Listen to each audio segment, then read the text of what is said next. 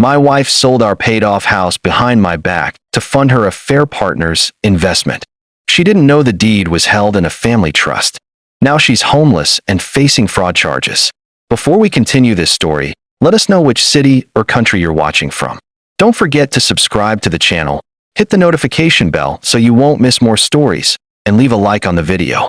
I've been lurking on this sub for years, reading about other people's disasters, never thinking I'd be the one typing out my own wreckage. But here we are. I need to get this off my chest because the last 3 months have felt like a fever dream, and writing it down is the only way I can convince myself it actually happened. Let me give you some background. My wife, let's call her Amanda, and I have been married for 8 years. We met in college. She was the life of the party, spontaneous and full of energy, while I was the boring guy studying engineering in the corner. We balanced each other out. Or at least, I thought we did. 3 years ago, my grandfather passed away. He was a stubborn, brilliant man who didn't trust banks and didn't trust people easily. He left me his estate, which included a substantial amount of land and a beautiful, paid-off house in a rapidly gentrifying area. It was a dream home, 4 bedrooms, a wraparound porch, the works. When we moved in, Amanda was ecstatic. She quit her job to focus on her art and turn the house into a home. I supported her because I made a good salary, and with no mortgage, we were living comfortably. I thought we were happy. I thought we were building a future. The trouble started about 6 months ago. I was in a pretty bad motorcycle accident. I broke my leg in 2 places and fractured my pelvis. I was in the hospital for 3 weeks and then bedded in at home for another 2 months. I was completely out of it, on heavy painkillers, sleeping 16 hours a day, relying on Amanda for everything. During those first few weeks in the hospital, Amanda was amazing. She was there every day, holding my hand, bringing me fresh clothes, talking to the doctors. But as I transitioned to recovery at home, her behavior shifted. She started acting frantic. She was always on her phone, pacing the hallways late at night. When I asked her what was wrong, she'd snap at me, saying the medical bills were piling up and she was stressed about money. I told her not to worry. I had excellent health insurance and a robust emergency fund. I told her to just bring me the laptop and I'd handle the finances. She refused. She said, "You just focus on healing. I'll handle the stress. That's my job right now." I felt guilty for being a burden, so I let her take the reins. I trusted her completely. Why wouldn't I? She was my wife. About a month into my home recovery, while I was still stuck in a hospital bed in our living room, Amanda told me she had a surprise. She said she had found a way to secure our future, and that she was working on an investment opportunity with a financial advisor she'd met through a friend. I was groggy from the meds, but I remember asking, "What kind of investment?" She was vague. "Real estate stuff. Crypto. It's complicated, but the returns are guaranteed. Don't worry your pretty head about it." I brushed it off. I assumed she meant she was investing a few $1,000s from our savings. I didn't think much of it until the realtor showed up. It was a Tuesday. Amanda was out grocery shopping, or so she said. A car pulled up into the driveway, and a woman in a blazer stepped out with a young couple. I watched from the window, confused. They started walking around the property, pointing at the roof, taking notes. I managed to hobble to the front door on my crutches. I opened it and called out, "Can I help you?" The woman in the blazer looked surprised to see me. "Oh, hello. You must be the tenant. We're just doing the final inspection before closing." "Tenant?" I laughed, thinking it was a mistake. "I'm the owner, and this house isn't for sale." The woman's face dropped. She pulled out a folder. "Sir, I have a signed purchase agreement here from the owner, Amanda, my last name. The closing is scheduled for this Friday. The funds have already been put in escrow." My blood ran cold. I felt the world tilt on its axis. I asked to see the papers. There it was. My wife's signature. And next to it, a forgery of my signature. It was a bad forgery, too, shaky and hesitant. But it was there. According to these documents, we had agreed to sell the house for $650,000, about $200,000 under market value for a quick cash sale. I didn't scream. I didn't yell. I just felt this eerie calm wash over me. The pain in my leg disappeared, replaced by a cold, hard knot in my stomach. "You need to leave," I told the realtor. "This sale is fraudulent. I did not sign this." She tried to argue, waving the papers, but I shut the door in her face. When Amanda came home an hour later, I was sitting at the kitchen table with the trust documents spread out in front of me. She walked in, saw the papers, and froze. She didn't even say hello. She just went pale. Why was a realtor here? I asked quietly.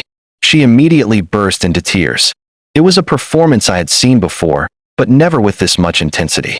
She dropped to her knees, sobbing about how we were drowning in debt, how the medical bills were millions of dollars. They weren't, and how she had to sell the house to save us.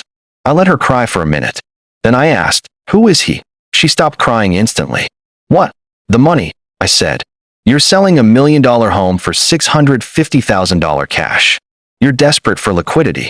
You're not paying bills, Amanda. You're running. Who is he?" She denied it for an hour. She screamed.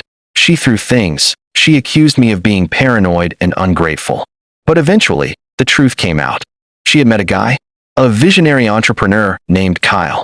Kyle had convinced her that if they could come up with $500,000 cash, he could get them in on the ground floor of a new cryptocurrency platform that would turn them into billionaires.